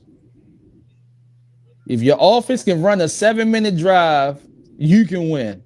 But if you want to keep scoring in one strike and giving them 8 minutes to drive down the field, it's gonna get real for you. That's why people like Patrick and Jalen and all them win, because all they chasing is first downs. They not chasing 20 yards down the field unless the touchdown is wide open. I'll First even downs, throw. I'll bro. throw Josh. I'll throw Josh in that. Yeah, Josh Josh Allen. I'll gonna throw go him get in that that too. He He gonna know go if get he that first need down. 3 yards, he gonna go get it on his feet or with his Yeah, arm, a quick pass or something. He gonna go get it. But that's the best quarterbacks understand first down. Tom Brady was like that. That's why yeah, absolutely. all they do is dump it down. All you do is lose when you play them. Yeah, So, so yeah. he must got the recipe, and we don't. But but I just think first Tom. downs is more important than the touchdown, because the touchdown gonna come if you get in first downs. Makes sense to me. So That's Hey, bro, we don't have a math guy on the show, but if we ever need a math guy, we will hire you. It's like I love your math. So in order to get touchdowns, like you gotta get first downs. Like yeah, I mean that's I just think yeah, it's easier to control the time of possession with your offense than I agree. with your defense, because you want your defense to get them out in 3 plays. So you want to control the clock through your offense. So if you keep And rushing everything, you're going to make a mistake eventually, and that's when the game become competitive. When you could have just smashed these guys. Trying not to yeah, use the N word as much, bro. I'm Yeah, serious. I'm with you. I'm you the same way. good. Let me say this. That's what makes it so, and we'll get you out of here on this. That's what makes it so frustrating about the Ravens. Like you have Lamar Jackson, you have Derrick Henry. If you have a bad defense, control the time of possession. So the defense is not on the field as much. You have, I called them the best running back room. I know me and Tim disagreed on the verbiage I said, but I put Lamar in the running back room because you have Derrick Henry, Justice Hill, Mitchell, you got Ali, and you got Lamar. So you got capable running backs that can catch, run, do whatever they need to do, and you got Lamar who's electric when healthy. Run the Yeah, ball, like run the control the ball. time. Yeah, you can throw the ball, but run the ball, and you can do jet sweeps with oh my God, I forgot the wide receiver number 4. What's his name? Flowers. You Zay can do jet Flowers. sweeps with him. Zay Flowers, thank you. Yeah. You can do put my mind. You can do jet sweeps with him. He did that at Boston College, so it's not like he's that far away from that. So run the ball. It's okay to run the ball. Get 10 yards. If you get 10 yards every other play, guess what? First By down. the 10th time you get 10 yards or the 12th time you get 10 yards, you're going to score a touchdown. So they got to put their arms up. So come on, man. Yeah, it's just, hey, the Ravens going Raven, bro. That's one thing they gonna do. Edgar Allan Poe, all that. They gonna fly away every time with a count. That's we gonna go. But nah, I appreciate being on here with y'all. Y'all going I've been told that I need to do this type of stuff, but I think I like it being a guest. I'm ready to start popping up on that shit. What's up? Hey Mook, Mook, let me say this. Whenever you want a place to come speak on how you feel, bro, as I said when I introduced you, bro, you know the game, you're intelligent of the game, not even a unique way of the game. I would say not, let me just say this. Yeah, you do have a unique way of the game. You have common sense, which a lot of people just simply don't have in life. Like not even just in sports, in life. Like if you gain 10 yards every other play, you're gonna score a touchdown eventually. So bro, we would love for you to we would love to be the place that you come speak on whenever you want to, bro. So you got that. You know that. My man's. See, one more thing. I ain't into them pretty athletes. When it comes to basketball players, I don't care how many shakes and moves you make. Did you score? That's why Yeah. I like LeBron James. He's just big running through niggas. Why not would I use my size to get right through you? You making this game way harder than it gotta be. And I like Jalen Hurts because composure. He don't care about having the stats. He just want to win. I just don't like the superstar players. Just never just all that pretty stuff, bro. Just win the game, bro. James Harden looked real good dropping 50. Can't win nothing. Can't win Lamar nothing. Jackson looked real good winning them MVPs. Can't win nothing. So peace, my guys. Mook, Definitely we love you, appreciate sir. All right, y'all. Ladies and gentlemen, you watching Highly Opinionated. We're going to take a quick break. We will be right back. Ladies and gentlemen, this episode of Highly Opinionated is brought to you by Edibly Airy. Enjoy the heightened experience of THC edibles in a whole new way. At Edibly Airy, our freeze-dry edibles available in 100 milligram, 200 milligram, 300 milligram, 400 milligram will give you the buzz you crave with a flavor you won't forget. Available in 3 different flavors: watermelon sunset, tropical fruit, and berry. To place orders, please visit the website at ediblyairy.com. While you're there at ediblyairy.com, use a promotion code. You guys see the promotion code on the screen? $ Highly Airy, $. Again, $ Highly Airy, $ for 20% off your first purchase. Follow us on IG at Edibly Airy for new product releases and monthly hookups. Must be 21 and over to purchase. Edibly Airy, the best freeze-dry edibles out. Go shop. Welcome back, ladies and gentlemen, to Highly Opinionated. Tim, time to recap week 4 in the NFL. Let's get to it. Let's start off with the Pittsburgh Steelers coming 3-1. They beat the Minnesota Vikings 24-21. Aaron Rodgers, that old man, 18 of 32, 200 yards, 1 touchdown, no interceptions. He was only sacked twice. Kenneth Gainwell, you remember Kenneth Gainwell, don't you? 19 carries, 99 yards, 2 touchdowns. DK Metcalf, 5 catches, 126 yards, 1 touchdown, including an 80-yard touchdown pitch and catch from Aaron Rodgers. On the Minnesota Vikings side, Carson Wentz, 30 of 46, 350 yards, 2 touchdowns, 2 picks. Jordan Mason, 16 carries, 57 yards. Justin Jefferson, 10 catches, 126 yards. Jordan Addison, in his first game back, 4 catches, 144 yards. Your thoughts on the Pittsburgh Steelers being 3-1, becoming 3-1, and the Minnesota Vikings falling to 2-2? I felt like the Steelers finally got DK involved in the game. So, you know what I'm saying? That's why they put up a little bit more points than normal. I don't know how sufficient that offense still is because it still was basic after that. Like, if he don't break an 80-yard touchdown, it still looks like, you know what I'm saying? Like, it's still look a little 1950, 1960s football type of style. But Kenneth Gainwell was running hard, man. He looked like he can carry the load until what's the name come back. So he looked good. The Vikings, man, Vikings offensively didn't look bad, but I just felt like it took a little too long to like they wasn't scoring touchdowns. Like I tell you every week, yo, you guys score touchdowns, yo, because them field goals. You know what I'm saying? They got Justin Jefferson involved early, but man, Steelers find a way to win, man. And it's shocking to say they're number 1 in the North right now, and I don't think nobody better in the North right now than the Steelers, man. Because they know they had a identity. They know what they do well, and they turn you over on defense. Like they turn you over. Like the defense ain't like, you know what I'm saying. It don't look good between the 30 and like the 30 Between to 30, the 20 and the 20, but when they get in the red zone, they stop you. Man, they some kind of way they turn you over, man. So shout out to Steelers, man. Yeah, for me, I didn't think Minnesota ran the ball. I tried to take emotion out. The parlay that I put on the show for last week, the only thing I got wrong was the Vikings money line. So let me take a little bit of feelings out, emotion out. But all joking aside, they couldn't run the ball. Like they couldn't. They only ran the ball 20 times for 70 yards. I like Carson Wentz, but Carson Wentz in his second game shouldn't be throwing the ball 46 times. The Steelers were never up overwhelmingly for the Vikings to be throwing the ball that much. I know they missed Aaron Jones. He didn't play, but Jordan Mason, Xavier Scott, he only had the ball once. They ran the ball 2 carries for 1 yard. So you got to, for the Minnesota side, you got to run the ball when you have Carson Wentz in the game. He's not that type of quarterback that should, right now in his career, that should be dropping the ball back close to 50, dropping back to pass the ball close to 50 times a game. Shouldn't happen like that. For the Steelers, I got to give it to him, man. They just find ways to win, like you said. They find ways to win. Their defense get timely stops.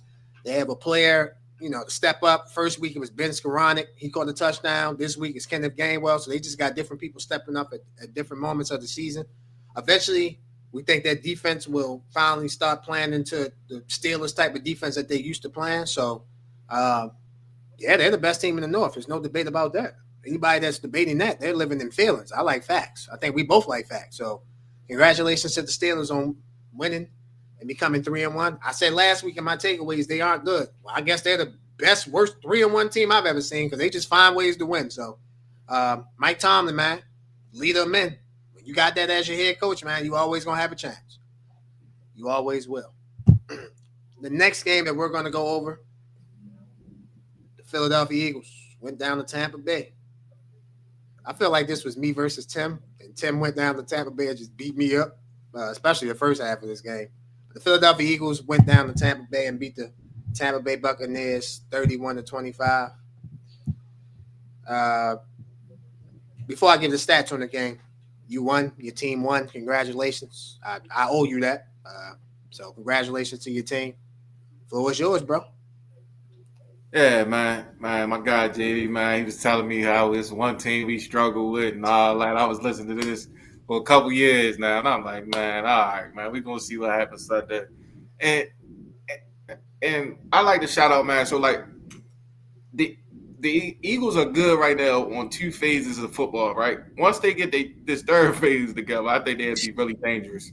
Because you know what I'm saying? On two phases, we look really good, right? And that's special teams and defense. Our offense we still figuring out, but that's crazy to say. A 4-0 team really doesn't have an identity on offense yet, but that's just how talented they are in some ways. Like, you know what I'm saying? Like, and defensively, like, I'm only mad. Like, I'm not even mad at two plays, but it was really two plays. They was two plays away from really like having a great day. Like, they had a good day, but two plays. The first play that made me mad was that Ibuka catch, because I don't know what the safety was doing. Young safety got turned around. Makuba, Andrew Makuba from Texas. Yeah. That got to be in the, like, you know what I'm saying? Like, it like, because that's the one knock on Baker to me. Like, he a little dangerous. Like, sometimes I be like, yo, why you throw that? You know what I'm saying? Like, he good, but he dangerous too. Like, he one of them type of quarterbacks. And the other throw, I mean, it wasn't really bad. Like, the linebacker ain't gonna be able to run for Bucky Irvin. Yeah, not with Bucky Irvin. Yeah, like, he, you know what I'm saying? But those are the really only two plays. Other than that, the defense to me played phenomenal. Offense, the first half, I like what we did the first half. I think he's still trying to figure it out. No, I don't think he's figuring it out. He's trying to figure it out, because like I like the idea of throwing them on first down, but like it's just not cohesive. Like that man ain't had, like, the winning game to me without having a completion in the second half. That don't even sound like that's real to me. Like I was watching the game. I'm like, yo, he really ain't completed. Like they said, I'm like, yo, that is he ain't had no completion, bro. Like in the game, it really changed. Like, me personally, I wanted to blow y'all out. Like I wanted to talk so crazy today. Like, I was hoping, like, I know. They got 24-6. I'm like, oh, man. But see, I know how football go, right? So I don't talk too early. You know what I'm saying? I just know. Yeah, we didn't say nothing to each other. I didn't say a word to you the whole game. But I had stuff in my message. I know. Like, I know. Sorry, Baker ain't. Let me just say this: if Tampa would have came back, I would have been on one. So look, Tampa would have been on one. I don't get nervous too many times, but I did get nervous once that offense ain't do nothing, like 2 times in a row, and y'all had the deep play, then y'all had the other one. But when Bucky Irvin fumble, I'm like, all right, woo, we good. That's what I think. Can I ask you a question? I don't know. No, I don't know. You know. And I'm gonna tell you why. Like, and that's not even being biased. Like, no, for real. Like, I really don't. Like, to me, all right. So it looked like it looked like it, but the other angle, it looked like it might no, it gotta be your forearm. I'm talking about his shin. But I thought it could be like this. I thought if your hand down, you forearm. No, not the hand. Well, okay. So I'm talking about his shin. Yeah. I'm talking about his shin. I thought you was talking about his shin. Yeah, it can't be your hand. Your hand ain't marked down. Okay. It gotta be like your forearm.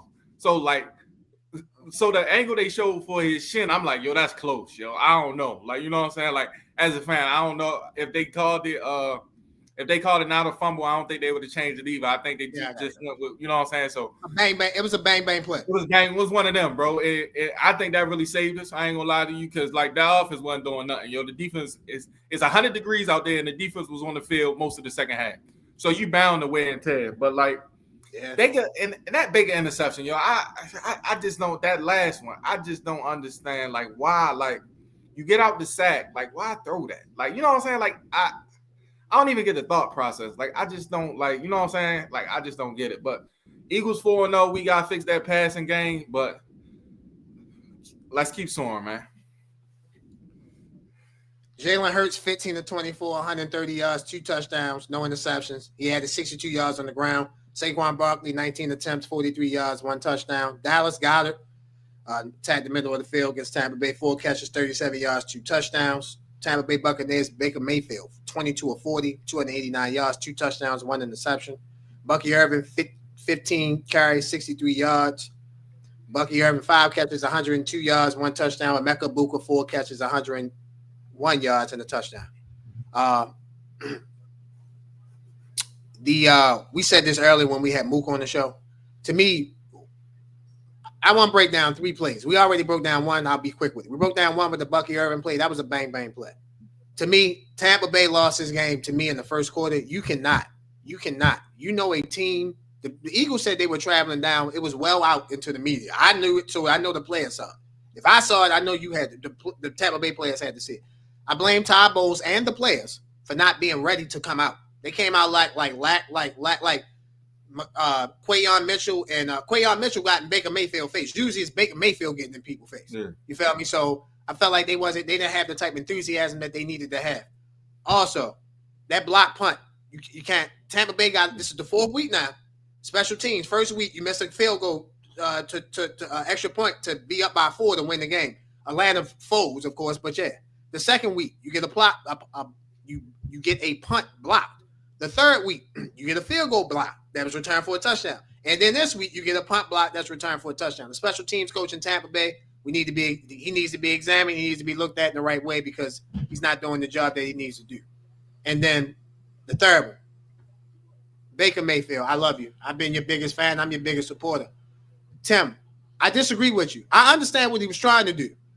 But just because I understand he was trying to do, I'm not going to make no excuses for that. You can't do that. You cannot tightrope the ball to Chris Godwin. This is his first game back. That's not Mike Evans, who's been out there playing. Also, he was trying to throw it to the – so Godwin – I seen the guy cross it, so he was trying to throw it to the back of it. He was trying to throw it to Godwin. Okay, I think he was trying to throw it to Godwin. To me, looking at the play, he was trying to throw it to Godwin. Because Godwin was on that tight on that side. Yeah, because I couldn't see. Okay, I got you. Yeah, on the side where he threw it at. So for me, you cannot throw that. It's first down. Throw it away. Throw it away. If you get 3 points there, you probably win the game because the Philadelphia Eagles offense looked good in the first half. And then in the second half, obviously, they struggled. Now, let me say this. I think, and I'm not knocking your offense, I think, and part of the reason why they look good is because they got up 7-0. Before the offense got on the field, they were up 7-0. So that's going to give you confidence in yourself. Like, okay, this unit come to play. We do our job. Defense do their job. We should win. And they were on the verge of blowing Tampa out. But I give Tampa Bay resolve. We'll get to a team momentarily who quit. Bucks. This 4-game stretch is hard. Mm-hmm. And they play the Eagles. They go to Seattle. They play San Francisco at home. They play Detroit. I picked this team and go to the Super Bowl. Starting with the Philly game, I'm learning about this team. I'm going to find out how good the Tampa Bay Buccaneers really are. You beating up on tomato cans, or are you really up there with the NFC's elite? Now, I will say this. I think we'll get a better version of the Bucs later on in the season. I don't think we'll see the best version of them now. But I think we'll see a better version of them later on. I would say probably like November, December going into the playoffs. I think we'll see the best version of them. But again, congratulations to the Philadelphia Eagles. 31-25 win over the Tampa Bay Buccaneers. The Philadelphia Eagles are your only undefeated team in the NFC, the National Football Conference. They're the only 4-0 team. With the last game, with the hardest schedule, we beat 3 playoff teams. With the hard schedule, with the first place schedule, with the Super Bowl schedule. They won the Super Bowl last season. Our last game we're going to preview the Baltimore Ravens and the Kansas City Chiefs. The Kansas City Chiefs beat the hell out of the Baltimore Ravens 37-20. Ladies and gentlemen, I knew the Ravens had no chance when Tim wanted to pick against the Chiefs last week. That's when I knew the Ravens had no chance. I knew the Chiefs was going to win. Also, all joking aside, your Chargers motivated them too. That win that the Giants had got Kansas City back in their mind saying, okay, we win this game, we 2-2. The only team that's ahead of us in our division is 3-1.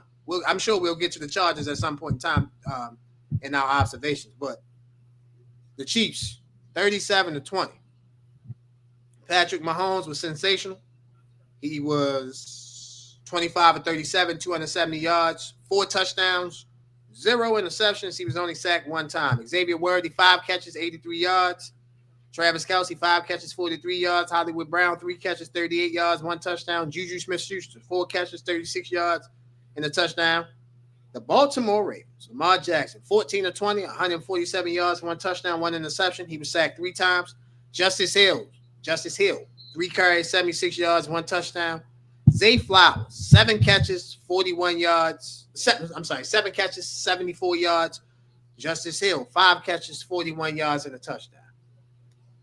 We spoke a lot about this game, so we will be brief with this. I picked the Ravens to go to the Super Bowl. I picked them to win the Super Bowl. Right now, Tim, they will have a hard time qualifying for the college football playoff. So, I am going to be positive. You know me, bro, I'm stubborn. So I'm going to ride with you. Even if you ain't no good, I'm riding with you. So, Baltimore, I'm riding with you. Listen, there has never, ever been a must-win more than there is Sunday at 1 o'clock at M&T Bank Stadium. I don't give a damn if you call it M&T Bank Stadium, Memorial Stadium, PSI Net. Whatever the hell you want to call it, you call it whatever you want to. Listen, the Ravens better beat the Texans. Because if they don't, all hell at that point should and needs to break loose. The Baltimore Ravens, we are not picking this game. They better beat the Texans on Sunday. I don't give a damn if they beat them by 1, they beat them by 200. Beat the Texans on Sunday. Lamar Jackson, it looked like that you quit. So the fastest way to get people to forget that you quote unquote quit, I don't know if you quit or not. I don't know. I don't know. But to make people forget about that, ball out against the Houston Texans. The Baltimore Ravens are in a must-win Sunday, Tim, at 1 p.m. against the Houston Texans. Congratulations to the Chiefs. Y'all threw dirt on the Chiefs. That was premature. The Chiefs are fine. I still think that they will, no disrespect to your Chargers. I picked the Chiefs to win that division. I have seen nothing to change my mind. They will get reinforcements back, and they will be better than what they are now. The Chiefs are fine. To me, this is more about the Ravens. You have to beat the Texans next Sunday at 1 o'clock on CBS. There's no other way around. Y'all seen the movie Life, man, when he said, man, don't no man call me soft. The Ravens are soft, man. That's just all it is. They soft, man. From defense to offenses, they just don't have that same tenacity. They don't play hungry. Like, you know what I'm saying? They just think, God, we got Lamar back. You know what I'm saying? We got all the names, but it ain't no grind with it. Like, it's just like, all right, we got the names. That's enough. Like, us just showing up is enough. Like, it's not nowhere near enough. The Ravens in trouble, yo. I actually think they're gonna lose to the Texans, yo. They got the Texans play great defense.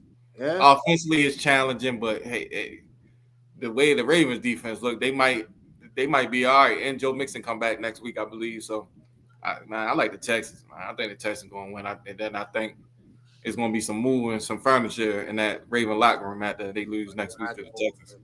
Furniture, shoulder pads, helmets, all that. They better move something. Listen, Ravens, man, they got to get it together, man. They have no choice but to get it together. John Harbaugh, if you don't get it together, you've been here for 16, 17 years as a Ravens coach. It might be time to go somewhere else and do something different. It happened to Andy Reid. It happened to Bill Belichick. So it happens to the best of the best. Eventually, it's going to happen to Mike Tomlin. We don't know when, but eventually he will leave the Steelers. He might go coach another team. I'm assuming he will go coach another team. So it happens to the best of the best, man. Listen, we disagree on that. The Ravens, they better beat the Texans. They better beat the Texans on Sunday. I get all that point about the Texans defense, man. I get it, but they got to beat them on Sunday, man. They got to beat them. Ladies and gentlemen, it's about that time. The best segment in sports. This week's edition of Let's Talk About It as always on the NFL season. It's our NFL takeaways. Tim, as always, my brother, you start us off. Man, this is unusual for me, but I need to talk to the NFL's rules committee. Can we make football great again? Like, man, all this defensive receiver, man, all this roughing the pass, the touching quarterback's helmet, roughing the pass. Come on, yo, this football, yo, like they helmet's gonna get touched, bro. Like if I'm going to block a pass and say my arm had his face and hit his helmet, yo, that's not roughing the pass, yo. Like let's make this game a little so the defense can be involved as well. Like, you know what I'm saying? All these rules for the offense. Can the defense play a little bit of defense? Every time a big hit, I'll be like, dang, hope there ain't no flag, ain't no. You know what I'm saying? Let's make football great again. It's a gladiator sport. They supposed to get hit. It's supposed to be hard collisions. That's what the game supposed to be. It's not. This not flag football. This ain't pickleball. This ain't none of that other stuff. Like let's make football great again. Let's change some of these. Let's get back to some essence of football. Like these games, they starting to get on my nerves because like every time quarterback they get hit in the head like this, it's rough. I ain't roughing the pass. It just get, you know what I'm saying? Ain't nothing happened to him. He ain't get roughed enough.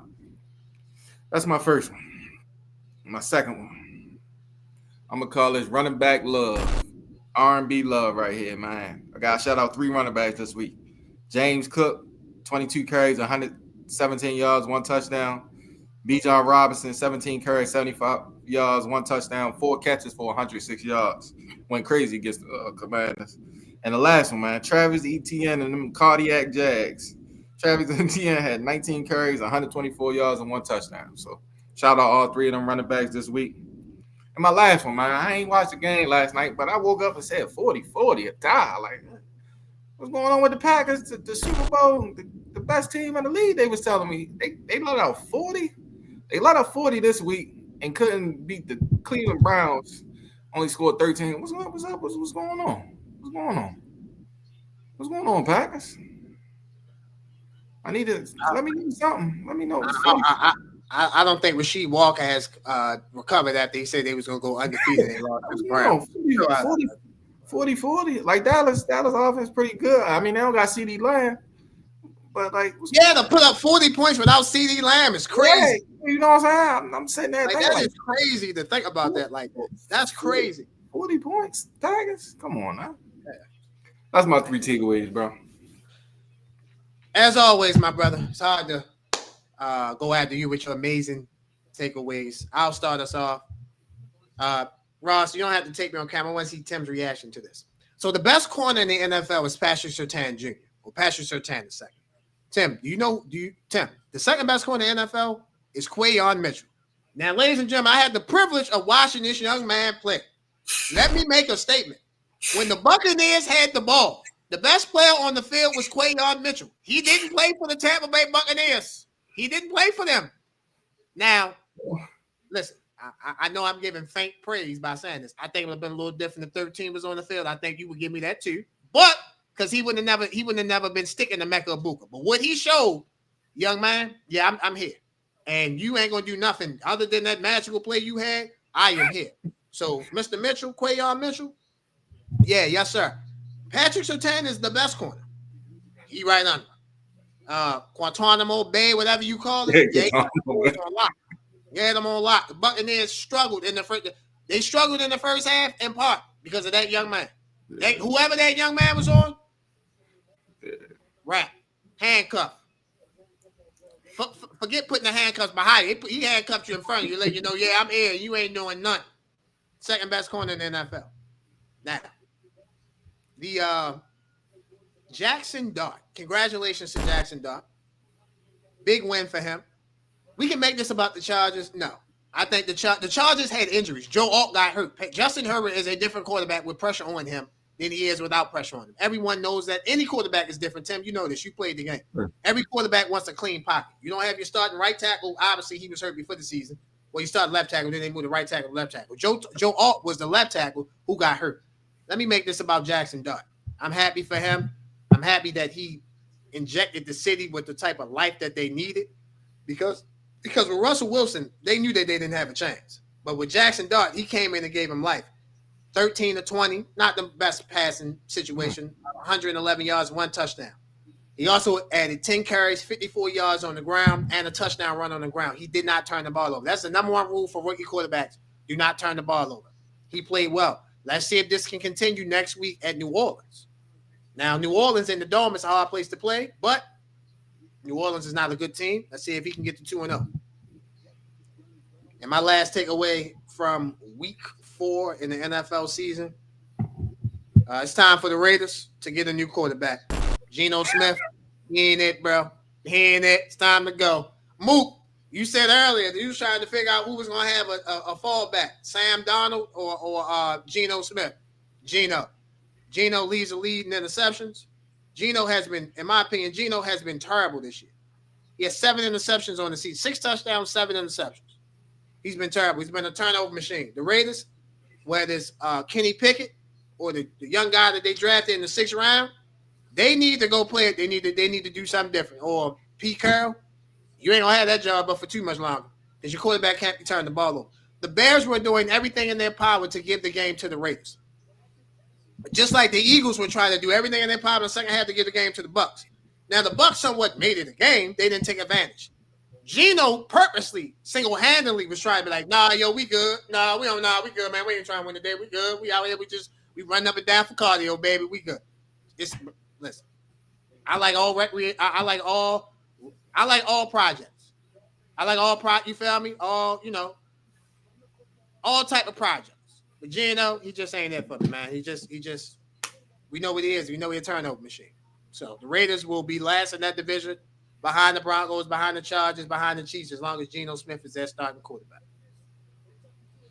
Ladies and gentlemen, we're going to take a quick break. You're watching Highly Opinionated. We'll be right back. Ladies and gentlemen, this episode of Highly Opinionated is sponsored by Wolves of War. In some of the episodes, you can see my co-host and Ross wearing a brand called Wolves of War. Wolves of War is our first sponsor, ladies and gentlemen, and we are so thankful to have those guys sponsoring Highly Opinionated. Thank you very much. The actual meaning of Wolves of War is that it represents having a strong path behind you through the battles of life. With the right people behind you, you can get through anything. You guys see the link for Wolves of War? Make sure you guys click on the link, shop, great apparels, t-shirts, sweatsuits, whatever you want, they have. Once again, Wolves of War. Make sure you guys go shop. Welcome back, ladies and gentlemen, to Highly Opinionated. Tim, week 5 in the NFL season, man. We are finding out quickly who are the contenders and the pretenders. Let's start our week 5 NFL preview with, in my opinion, one of the games of the week. The 3-1 San Francisco 49ers traveled to the 3-1 Los Angeles Rams. This game is Thursday night, 8:15. Amazon Prime, Al Michaels, Kurt Herbstreit, Kaylee Harttorn on the call. Tim, who gets the 4-1, San Francisco or the LA Rams? Man, I don't know what's been on the water in San Francisco lately with all the injuries the past couple of years. It seems like it's still going on. And I've never been a fan of Dirty Purdy. Purdy like to turn that ball over. I think the Rams get pressure with Verse in the game, man. Give me the Rams, man. I like the Rams to beat 49ers at home. We don't know if Brock Purdy's playing. He re-injured his toe. Sunday home loss, versus the Jacksonville Jaguars. So if Mac Jones, my fault, not to cut you off. So if Mac Jones play, I still like the Rams, but it's gonna be a better game. Okay. If Purdy play, I like the Rams, and it probably get ugly. Okay. I like the Rams too. I think the Rams are the better team, more healthier team, presently constructed right now when these teams play on Thursday night, again on Amazon Prime. I think Matthew Stafford will be better than Brock Purdy or Mac Jones. So give me the more healthy, complete team. Give me the better coach as well. Sean McVay over Kyle Shanahan. Give me the LA Rams to beat the San Francisco 49ers. Our next game that we're going to preview, battle of 3-1 teams. 3-1 Tampa Bay Buccaneers travel to Seattle to take on the Seattle Seahawks. Sunday, 4:05 Eastern. This game is cross-flex, so this game is on CBS. Seattle's favored by 3.5. The over-under is 44.5. Tim, you start us off, brother. Who's getting to 4-1, Tampa Bay or Seattle? So I ain't gonna lie, this game was intriguing, right? When I first seen the schedule, because it was like, yeah, I think Seattle gonna be good. This better than normally, because I feel like me personally, I felt like Donald was better than Geno. And then Yes. I like. Hey, let me say something. I apologize, bro. Yes, he is. Sam Darnold's better than Geno Smith. You damn right. Go ahead. I'm sorry. So I marked this matchup before the season, right? So like, this is gonna be a good game, man. Like, cause I feel like Tampa coming up, they lost. They're gonna play inspired football. Like, not saying they wasn't inspired versus the Eagles, but like, I think this, like, you lose a game, you know, it's like, all right, we ain't trying to go on a free fall, like, you know what I'm saying? We don't want these to rack up. And then Seattle, like, it's something about the Seattle team, man, especially at home with the 12th man. I like how they use the play action game. Sam Donald don't really have to do like overly too much. They've been lighting it up in the passing game though. Like, they've been taking a lot of shots. I just think they versatility, and I love they defense is young, but it fly around. I think Seattle gets the win at home. Seattle gets the 4-1. Oof, tough. Especially my fault. One more point to add, especially with the injuries in the secondary. I don't know how long Dean is out, but I know Dean got hurt in the Eagles game. Another somebody else got hurt in the Eagles game in the secondary. Yeah. So like, if they play, I mean, I don't know what the injuries were. I can't remember. But if they not 100%, I definitely like Seattle to take advantage of with them shots over play action pass. Oh. Yeah, I look for Seattle to attack the middle of the field. To me, that's the weakest part of Tampa's defense. The linebackers with Savasi Dennis and an older Levante David.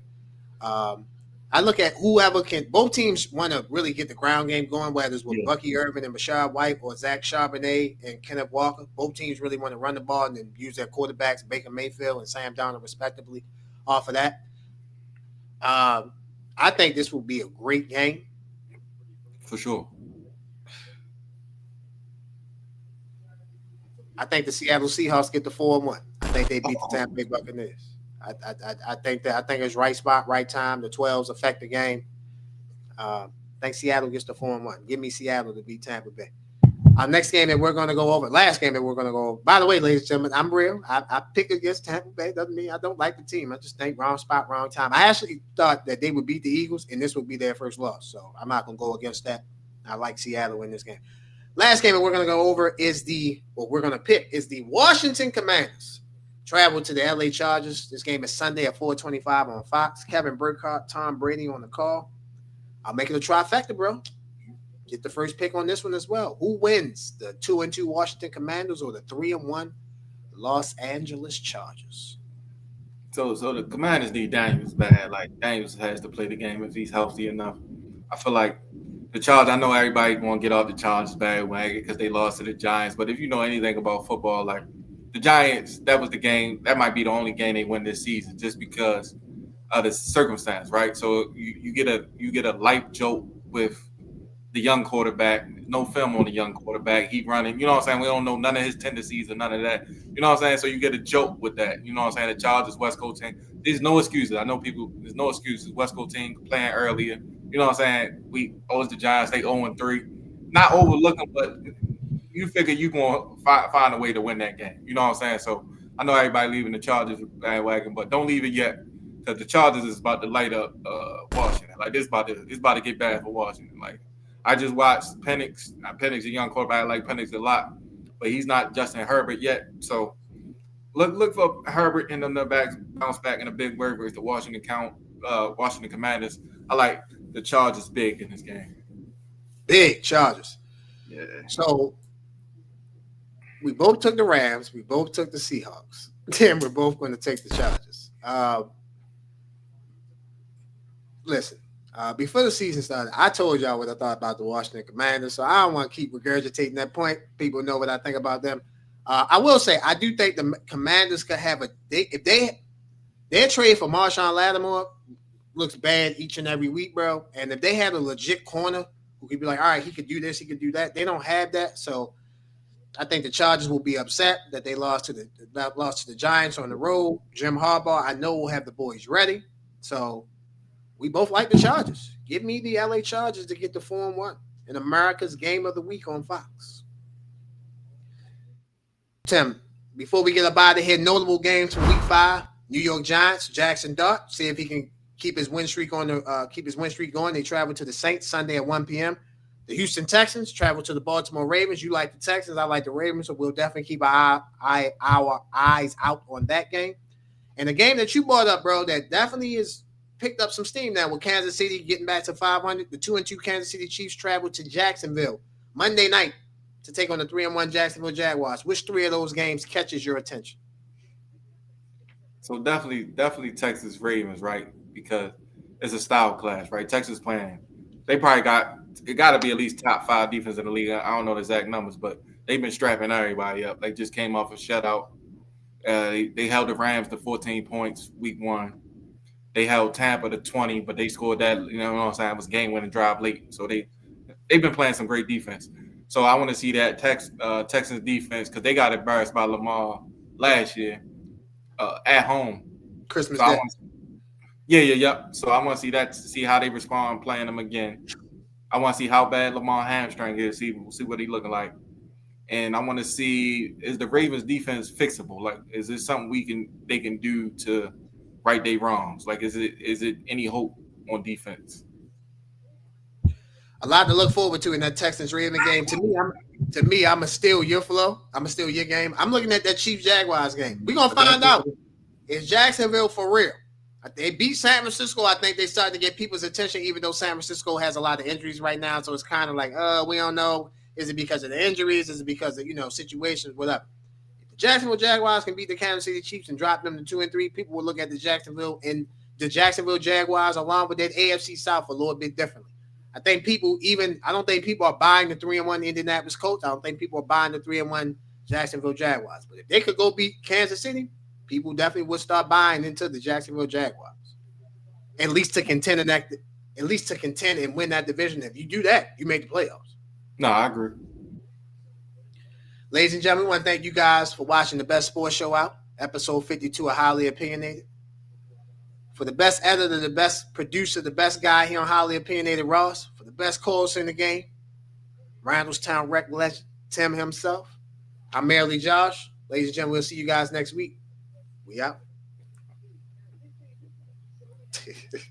I picked him, man. I picked him.